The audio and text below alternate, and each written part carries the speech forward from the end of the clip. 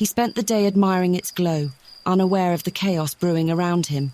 As night fell, a thick mist enveloped the forest, blocking out the moonlight. Strange noises echoed through the trees, sending shivers down the animals' spines. Milo and Fiona huddled together for comfort, their hearts pounding with fear.